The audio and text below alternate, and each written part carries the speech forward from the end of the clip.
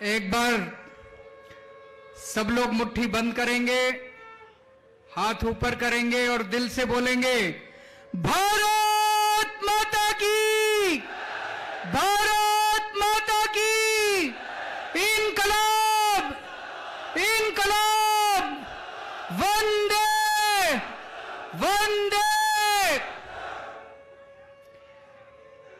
मध्य प्रदेश के कोने कोने से आए हुए आम आदमी पार्टी के सभी देशभक्त कार्यकर्ताओं को मेरा नमस्कार, सबको मेरा प्रणाम। आज मैं देख रहा हूं इतनी भारी संख्या में यहां पे आम आदमी पार्टी के कार्यकर्ता आए हुए हैं और जैसा भगवंत मान साहब ने कहा कि आज तो ये कार्यकर्ता सम्मेलन है, लेकिन जब रैली होगी तो सोच सकते हैं कि कितने लोग आएंगे पूरे मध्य प्रदेश से।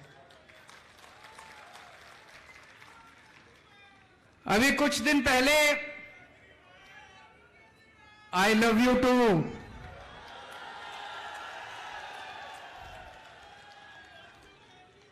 बहुत बहुत शुक्रिया।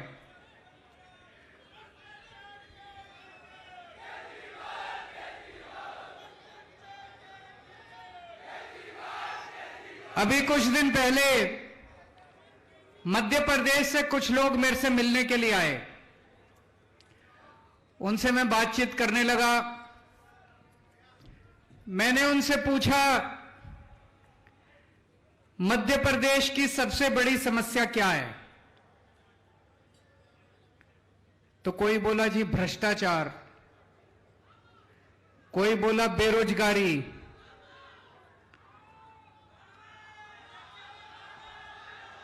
क्या बोल रहा हूं, मामा,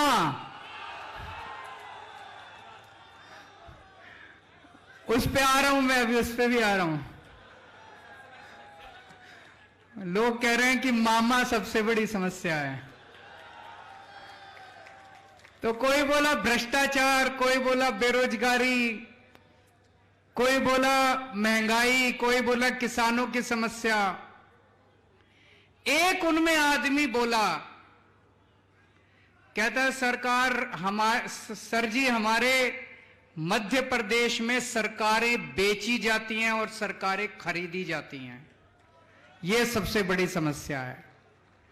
कहता है आज हर मध्य प्रदेश का नागरिक, हर व्यक्ति अपने आप को बेबस महसूस कर रहा है।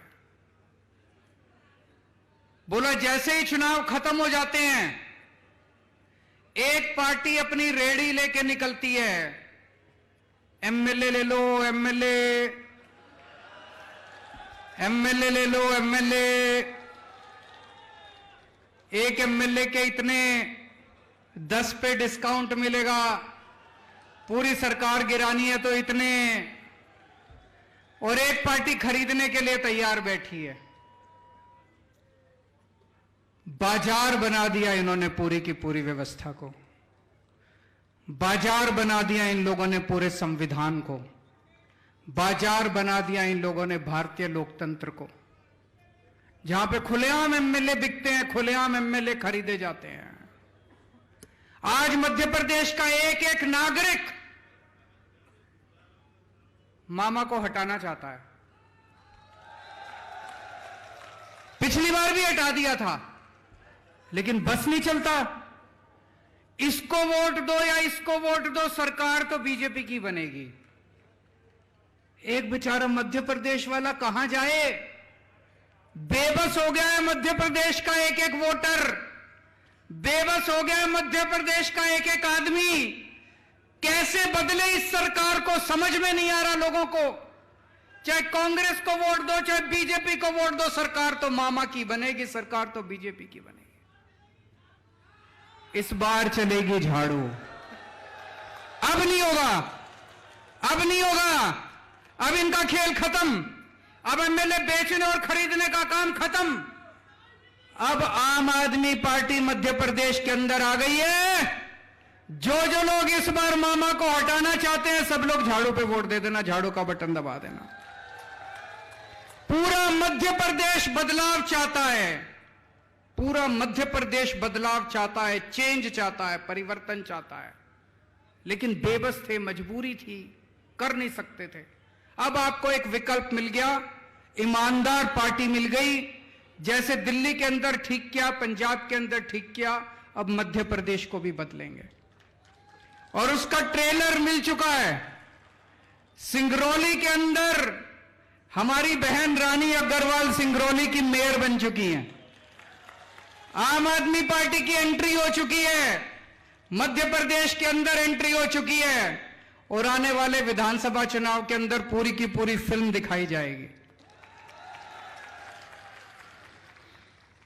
आजादी के बाद से लेके आज तक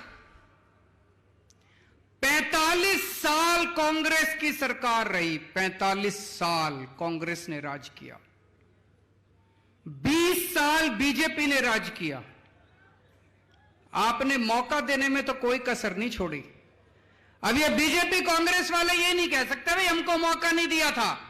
मौका तो बहुत दिया था, 45 साल बहुत होते हैं जी, अगर कुछ करना चाहते तो कर देते, नहीं 20 साल बहुत होते हैं, कुछ करना चाहते तो कर देते। बीजेपी वाले बहुत मौका दिया इन्होंने, बारी बारी आपने मौका दिया, बारी बारी ये बारी बारी करके लूटा इन्होंने, बारी बारी करके लूटा।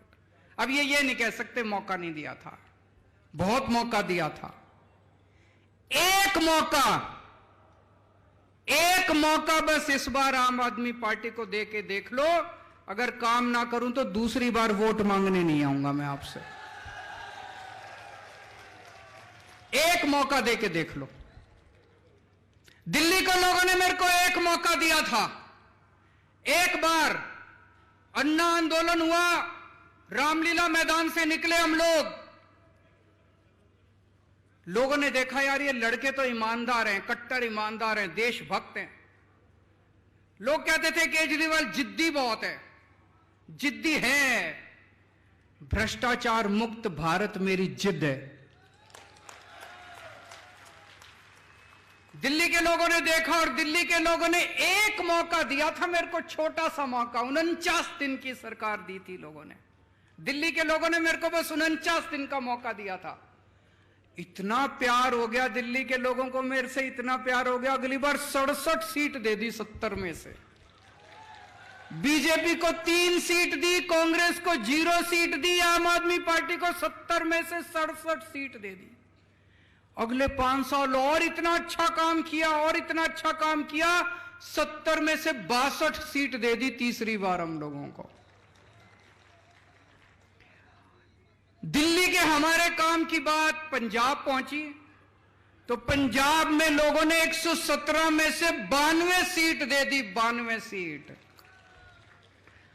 दिल्ली के अंदर हमने सबकी बिजली मुफ्त कर दी, पंजाब के अंदर हमने सबकी बिजली मुफ्त कर दी। मध्य प्रदेश एक मौका देके देखो, आपकी भी बिजली मुफ्त कर देंगे।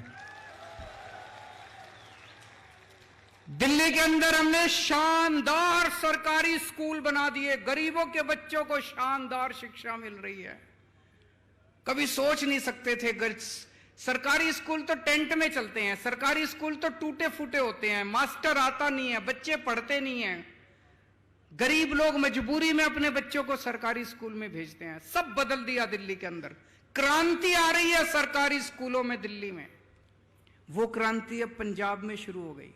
मान साहब शानदार काम कर रहे हैं, सरकारी स्कूलों का कायाकल्प कर रहे हैं।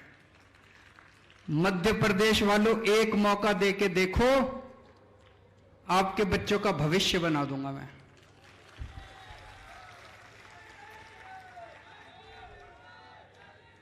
दिल्ली के अंदर गली गली में मोहल्ला क्लिनिक खोल दिए हमने, सारे सरकारी अस्पताल एयर कंडीशनड बना दिए, सबका इलाज मुफ्त कर दिया दिल्ली में। अमीर हो चाहे गरीब हो, चाहे 5 रुपए की क्रोसिन लेनी हो, टेबलेट लेनी हो, या 5 लाख रुपए 50 लाख रुपए का ऑपरेशन, सब कुछ मुफ्त है।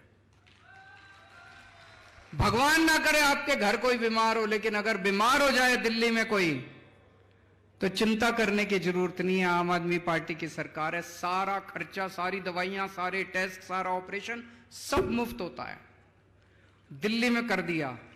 मान साहब ने अब 500 मोहल्ला क्लिनिक, अभी 1 साल भी नहीं हुआ, दिल्ली में मेरे को 500 मोहल्ला क्लिनिक बनाने में 5 साल लग गए। भगवंत मान ने 1 साल में 500 क्लिनिक, मेरा भी रिकॉर्ड तोड़ दिया। मध्य प्रदेश वालों, एक मौका देके देख लो, आपका सबका इलाज मुफ्त कर दूंगा। सारे मध्य प्रदेश के लोगों का शानदार मोहल्ला क्लिनिक बनाएंगे, शानदार अस्पताल बनाएंगे, सबका इलाज मुफ्त कर देंगे, चिंता करने की कोई जरूरत नहीं है। पंजाब के अंदर अभी कई फसलों पे इन्होंने एमएसपी देना चालू कर दिया। एमएसपी का आंदोलन छेड़ा था ना अभी किसानों ने, भाई एमएसपी दो, एमएसपी दो।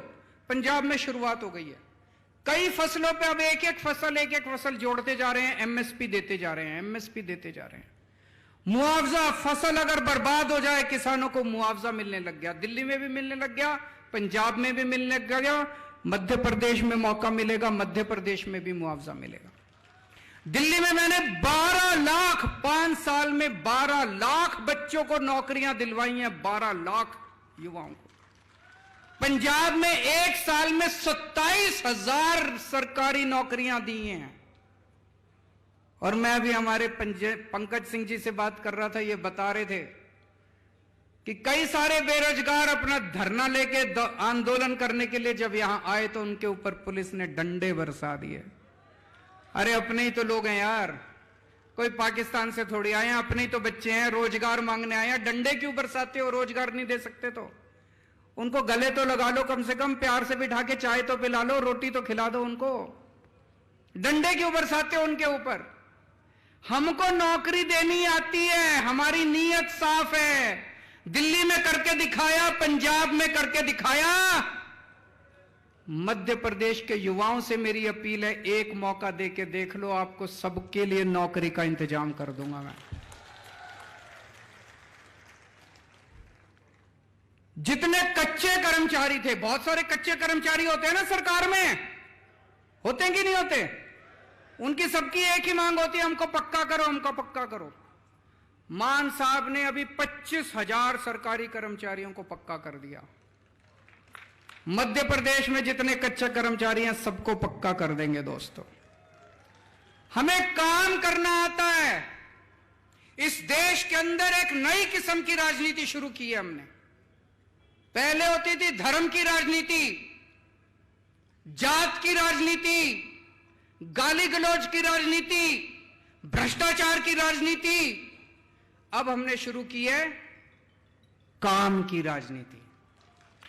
आपसे पूछना चाहता हूं, ये बहुत सारे बड़े बुजुर्ग भी बैठे होंगे, पूरा आजादी के 75 साल में कोई एक पार्टी बता दो जिसने आपको आके कहा हो कि मेरे को वोट दे दो, मैं आपके बच्चों के स्कूल बना दूंगा। किसी ने कहा? किसी पार्टी ने, बीजेपी ने, कांग्रेस ने, इस पार्टी ने, उस पार्टी ने कभी कहा हो कि मेरे को वोट दे दो, मैं आपके बच्चों के स्कूल बनवा दूंगा? किसी पार्टी ने नहीं कहा। बनाने ही नहीं आते इनको, नीयत ही नहीं है इनकी। किसी पार्टी ने कहा हो कि हमारे को वोट दे दो, हम आपके परिवार के लिए अस्पताल बना देंगे, आपके लिए बिजली का इंतजाम? किसी पार्टी ने नहीं कहा। करना ही नहीं आता, नीयत ही नहीं है इनकी।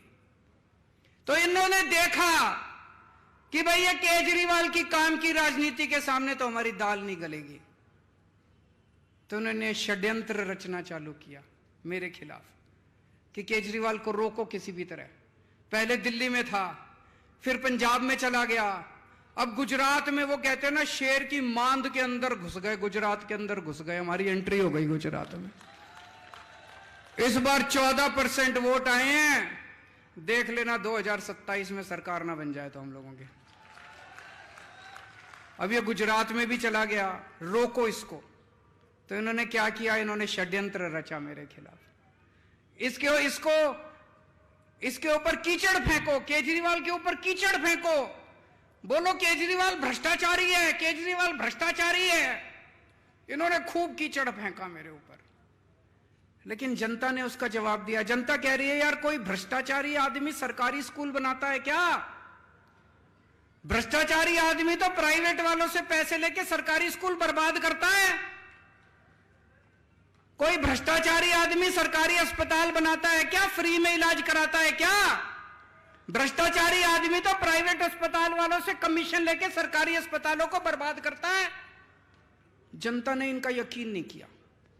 फिर इन्होंने मेरे दो सबसे शानदार मंत्री गिरफ्तार कर लिए, मनीष सिसोदिया और सतिंदर जैन।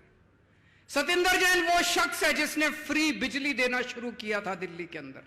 उसने सारा, बड़ा इंटेलिजेंट आदमी है वो, बड़ा इंटेलिजेंट आदमी है, सारा मेरे पास हिसाब किताब लेके आया। एक दिन बोला सर जी दिल्ली की बिजली मुफ्त हो सकती है। मैंने कहा कैसे हो सकती है? तो कागज लेके आया, कहता है देखो सर इतने पैसे चाहिए, ऐसे बिजली मुफ्त कर देंगे।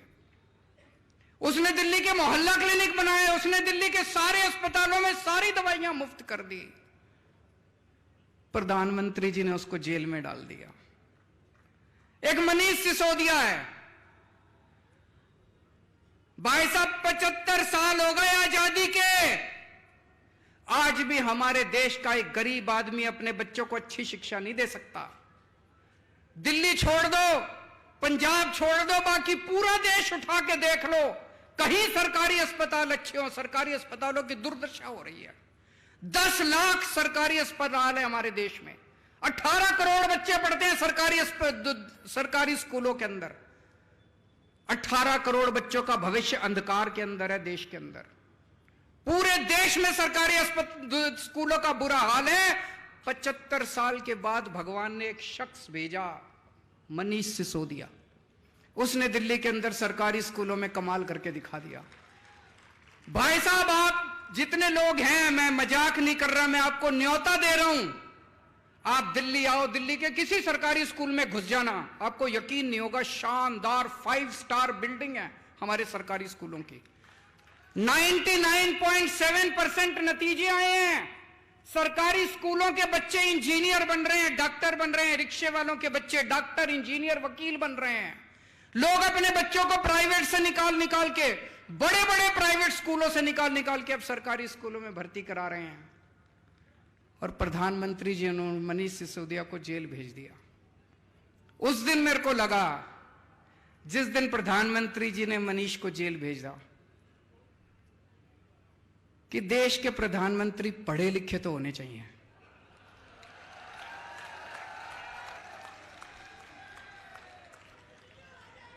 होने चाहिए कि नहीं होने चाहिए?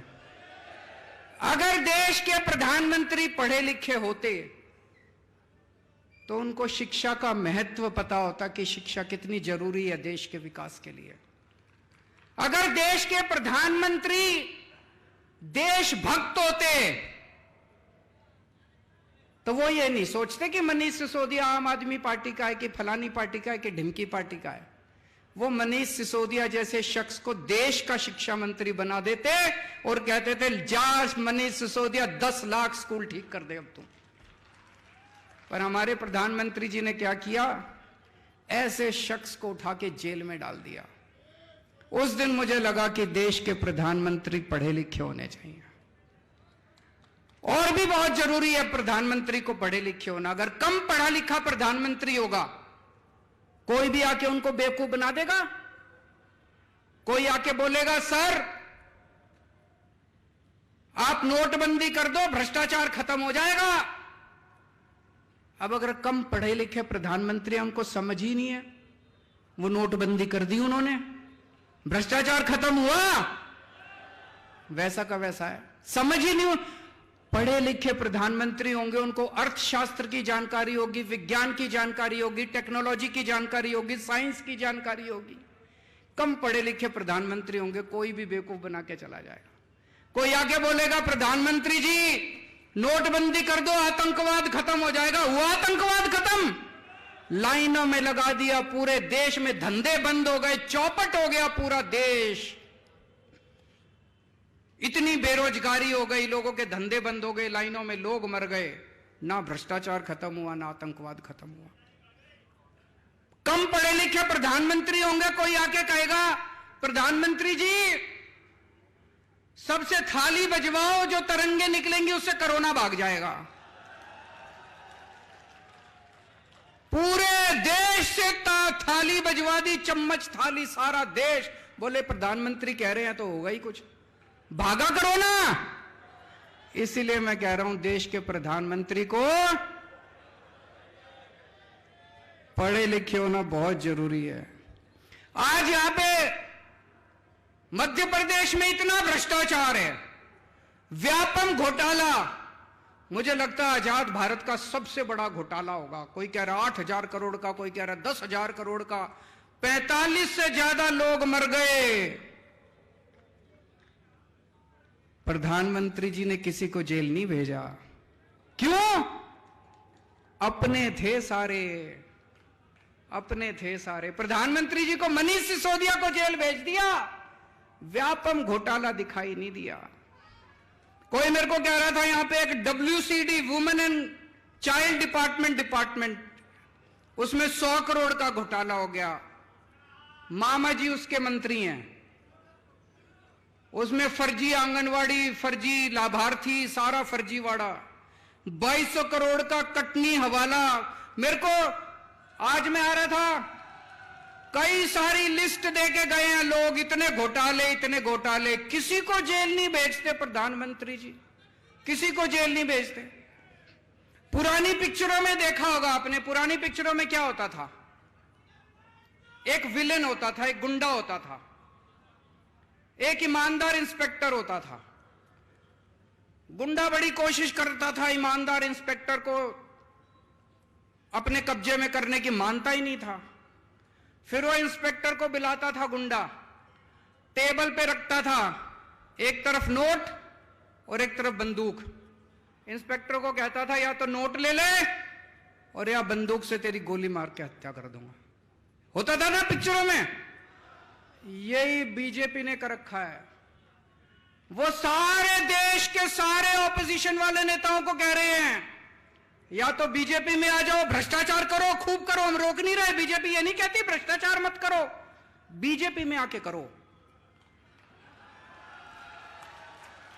बोले हमारे घर में आके करो, भ्रष्टाचार करो, खूब खुल के करो, कोई रोकने वाला नहीं है, कोई सीबीआई नहीं, कोई ईडी नहीं, कोई इनकम टैक्स नहीं, कोई पुलिस नहीं, कुछ नहीं, कोई एंटी करप्शन नहीं, कोई विजिलेंस नहीं। भ्रष्टाचार करो, मोदी जी की पार्टी में आके करो, बाहर नहीं करना। या तो बीजेपी में आ जाओ और या जेल जाओ। जैसे वो कहता था या तो नोट ले ले और या बंदूक, ऐसे अब बीजेपी वाले मोदी जी कहते हैं या तो मेरी पार्टी में आ जाओ और या फिर जेल जाओ। ये धंधा चला रखा है इन लोगों ने। ईमानदारी क्या होती है मैं बताता हूं आपको। कट्टर ईमानदारी। अभी पंजाब के अंदर हमारे अपने एक मंत्री, सेहत मंत्री, हेल्थ मिनिस्टर पंजाब के अंदर, हमारी सरकार है, हमारी कैबिनेट है, मान साहब मुख्यमंत्री हैं। एक दिन भगवंत मान को कहीं से पता चला कि उनका सेहत मंत्री कुछ गड़बड़ कर रहा है। अभी मीडिया को नहीं पता था, विपक्ष को भी नहीं पता था। मान साहब चाहते तो दबा देते, पर मान साहब कट्टर ईमानदार आदमी है, कट्टर ईमानदार पार्टी के नेता हैं। उन्होंने दबाया नहीं। क्या किया उन्होंने? पुलिस बुला के अपने खुद के मंत्री को जेल भेज दिया। हम कहते हैं ईमानदार रहना है, चाहे हमारी पार्टी में रहो चाहे उस पार्टी में। अभी सारे पंजाब के अंदर जितने पुराने चोर थे, चाहे कांग्रेस में हो चाहे बीजेपी में हो, सबकी लाइन लगी पड़ी है, एक एक करके सारे जेल जा रहे हैं, सबको जेल भेज रहे हैं ये, चाहे हमारे वाले हो। अभी थोड़े दिन पहले एक हमारा एमएलए वो पकड़ा गया। इन्होंने, आप देखा, मेरे साथ बैठे थे गाड़ी में, आप देखा ना ताब, इन्होंने तुरंत पुलिस कमिश्नर को फोन करके कहा एमएलए को गिरफ्तार कर लो। हमारा अपना एमएलए था। मोदी जी, ये होती है ईमानदारी। जो तुम कर रहे हो वो ईमानदारी नहीं कर रहे, तुम कर रहे हो वो भ्रष्टाचार मुक्ति नहीं कर रहे। हम अपने वालों के खुद के खिलाफ भी एक्शन लेने की हिम्मत करते हैं। ये आज सारे हमारे पीछे, सारी पार्टियां हमारे पीछे पड़ी हैं, लेकिन जनता हमारे साथ है। जनता देख रही है कि ये अकेली पार्टी है जो देश के लिए लड़ रही है, ये अकेली पार्टी है जो ईमानदारी के लिए लड़ रही है। दोस्तों, यहां जितने कार्यकर्ता आए हैं, मैं सबको कहना चाहता हूं कि आप लोगों को सरकार जरूर बनेगी मध्य प्रदेश के अंदर, आपकी सरकार जरूर बनेगी, झाड़ू से जरूर सफाई होगी, लेकिन मेहनत करनी पड़ेगी। करोगे मेहनत? एक एक घर में जाना पड़ेगा, बैठना पड़ेगा, सबको समझाना पड़ेगा, रात दिन मेहनत करनी पड़ेगी, सारे जनता को साथ लेना पड़ेगा और अंत में मेहनत का नतीजा जरूर मीठा होगा। भगवान आपके साथ है क्योंकि आप सत्य के रास्ते पे चल रहे हो, आप ईमानदारी से काम कर रहे हो। हमारी ईमानदार पार्टी है, भगवान हमारे साथ है।